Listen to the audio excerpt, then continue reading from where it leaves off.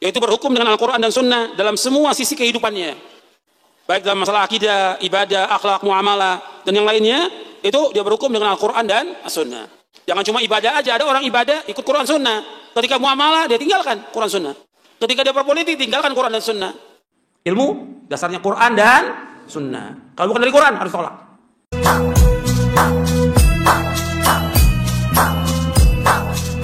Ya lal waton, ya lal waton, ya lal waton, rabbul waton minal iman.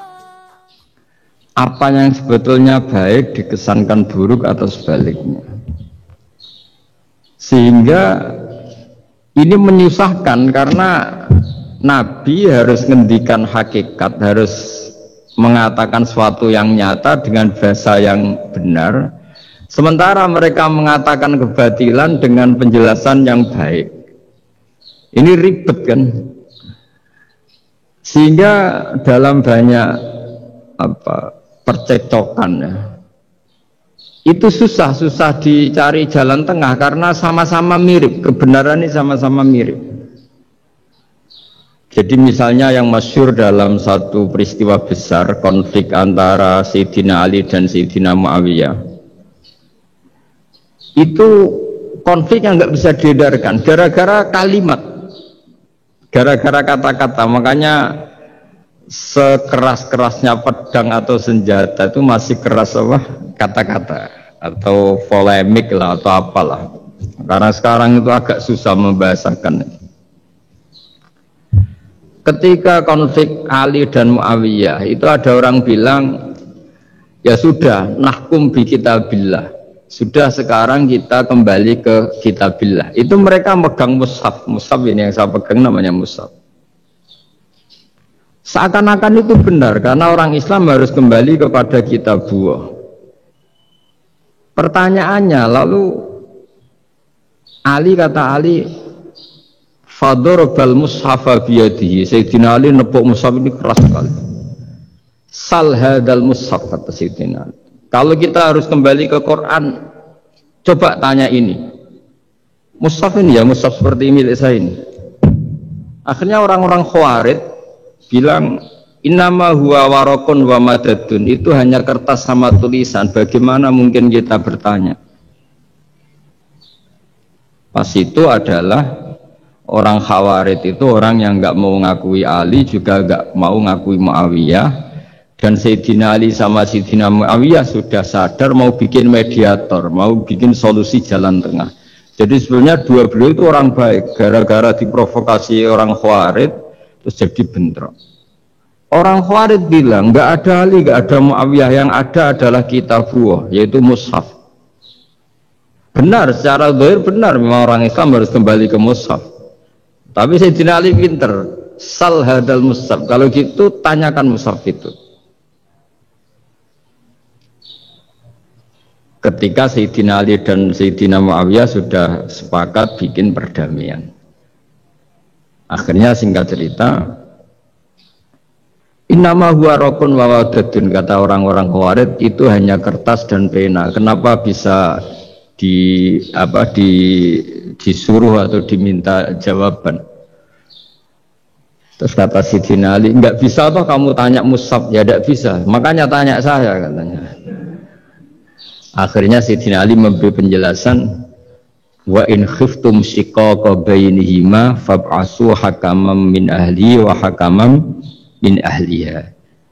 Jika dua mempelai suami istri itu ngalami konflik, di mana-mana orang konflik roh raine serasa seneng nek. Kita kalau sedang marah, semuanya lah kalau sedang marah sama istri itu roh raine serasa seneng. Jadi sing ganteng ra ketok gantenge, ketok elek etok.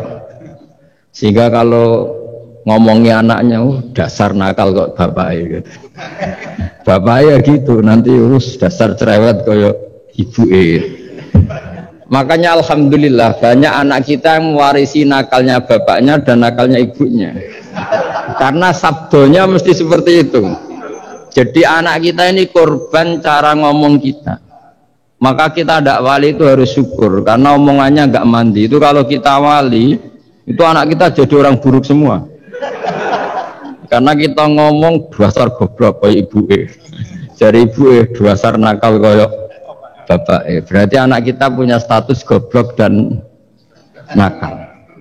Tapi alhamdulillah yang ngomong itu tidak wali, sehingga diabaikan saja sama Allah. Gak penting, ngomongannya orang tidak wali itu tidak penting. Makanya tidak wali itu punya sisi positif. Kalau ngomong tidak ngefek. Tapi kalau wali itu direspon sama Allah langsung ya. Tapi kalau wali ya tidak ngomong gitu. Jadi kalau orang nggak suka itu nggak boleh ketemu, karena tambah benci. Sehingga butuh mediator. Itu sudah, ini termasuk ilmu psikologi Quran. Kalau orang sedang tidak cocok itu nggak boleh ketemu, pakai apa? Mediator. Jika suami istri sedang konflik, itu sebaiknya, seharusnya atau sayugjanya itu kirim mediator. Fab'atsu hakamam min ahli wa hakamam min ahliha. Iyurida islahi wa fiqillahu bainahuma. Terus kata Sayyidina Ali, wa amru ummati Muhammad a'zamu min amri rajulin wa imra'atin. Dan urusan umat Muhammad yang kita sedang konflik dengan kekuatan besar dan bisa pertumpahan darah, itu lebih ngeri timbang urusan suami dan istri. Itu saja solusinya mediator. Artinya sesepele itu urusan pribadi saja Allah menyuruh ada mediator. Apalagi urusan kita yang lebih dahsyat. Akhirnya mereka ngakui cara istimbat, cara ngambil kesimpulan Sayyidina Ali. Jadi ini masalah-masalah yang orang bilang seakan-akan benar. Sudah kita kembali ke Quran, kembali ke Quran. Quran yang mana? Wong kamu tidak paham. Lama-lama tanyanya cetakan mana ini? Ribet kan? Makanya saya ini bikin gerakan besar-besaran. Yang dulu saya ngaji tafsir lama sekali dengan Mbah Mun, ngaji sama bapak saya. Sekarang alhamdulillah sering diskusi sama Pak Quraisyah, karena kita ini butuh, dan saya punya teman akrab Gus Zofur juga doktor tafsir. Ya kalau kamu minta sebut ya punya teman kalian semua untuk mengkaji apa? Tafsir. Itu memang kita butuh. Karena Quran itu teks. Teks itu harus difahami ahlinya. Karena tapi ketika orang ngomong, ayo kita kembali kitab buah, kembali ke kitab buah, itu kembali yang apa? Terus tentang apa? Sehingga banyak orang yang entah saking angkuhnya, entah saking benarnya tidak tahu. Saya tidak mau kembali kepada Quran. Kenapa? Saya tidak pernah keluar, saya di situ. Kembali itu kan sudah keluar baru kembali. Itu entah saking angkuhnya, entah saking benarnya tidak tahu. Mau kamu katakan angkuh yang masuk akal, saya tidak mau kembali. Saya tidak pernah keluar. Memang saya sudah di situ. Benar mana? Bisa jadi ya sudah, ini itu wilayah yang nggak jelas itu. Tapi bahwa mukjizatnya Nabi itu menerangkan sesuatu yang kayak iya kayak enggak. Karena orang kafir itu pintar mengemas kebatilan sebagai kebenaran. Jadi enak zaman Nabi Musa ngadepi Fir'aun yang karuan salah.